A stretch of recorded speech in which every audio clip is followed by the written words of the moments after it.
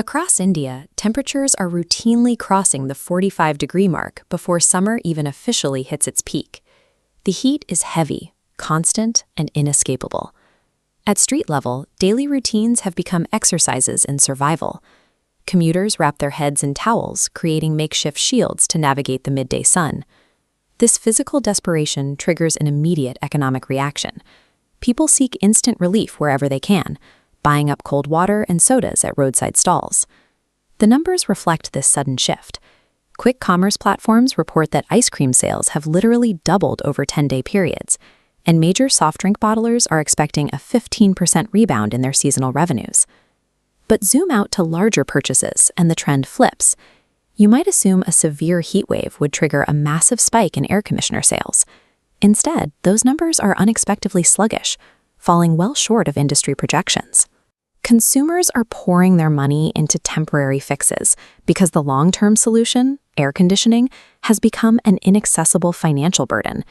Right as the heat wave peaks, the cost of cooling appliances is moving in the wrong direction.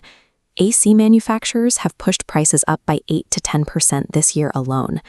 These hikes are driven by stricter new energy efficiency mandates, combined with soaring raw material expenses, particularly the global price of copper used to build the internal components. Faced with these upfront costs, much of the middle class is stuck in a wait-and-watch mode. Families endure the season with ceiling fans and poorly ventilated concrete rooms that trap the heat. High purchase prices hide an even deeper crisis. Standard air conditioners are engineered poorly for the Indian climate. The immediate financial burden is second to the fact that the underlying technology is mismatched with the environments we are trying to cool. This is what engineers call the cooling trap. Traditional air conditioners are designed and tested almost exclusively to lower temperature, without directly accounting for moisture in the air. During a coastal or monsoon-heavy Indian summer, humidity is the real enemy. If you cool a highly humid room to a standard 24 degrees, the air still feels sticky, heavy, and completely uncomfortable. To compensate, users do the only thing they can. They reach for the remote. Dropping the thermostat to 16 degrees forces the machine to strip moisture through brute force overcooling. This exacts a steep penalty. Because the target is rarely reached, the compressor runs continuously, consuming over 30% more electricity than official ratings suggest. Multiply that single, overworked compressor by hundreds of units across a single apartment block, and then by millions of households nationwide.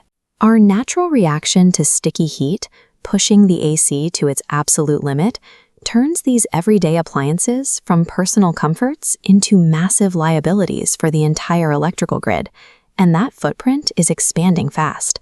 Over the next 5 years, India's air conditioning market is projected to double in size. By 2035, researchers project that residential room ACs alone could drive peak electricity demand up to 180 gigawatts. To put that in perspective, this chart shows how that single appliance category would consume roughly 30% of the country's entire projected peak power load. If millions of highly inefficient, overworked machines draw that much power simultaneously, they will overwhelm the physical infrastructure. It points directly towards a future of severe power shortages and rolling blackouts. We cannot simply build enough power plants to outgenerate this specific type of demand. The only way to stabilize the grid is to re-engineer the machines draining it. The solution requires an intervention in both policy and hardware. Next-generation, humidity-optimized air conditioners. Instead of just blasting cold air until the room eventually dries out, these new systems are built to actively monitor and manage both temperature and relative humidity simultaneously. During recent 9-month field trials in Palava City, researchers found that when humidity is kept at a comfortable 60%, people feel perfectly cool with the thermostat set at a much higher 26 or 27 degrees. Because the compressor isn't fighting a losing battle against the moisture in the air, overall energy use plummeted by 60%, and peak electricity demand was cut in half. This kind of efficiency is becoming critical for survival. Currently, 57% of India's districts are classified as high or very high heat risk zones. Surviving the extreme heat of the next decade requires a strategy that goes beyond buying cold drinks and cranking down thermostats. National energy security now depends on making our cooling smarter to save trillions in infrastructure and protect the grid for everyone.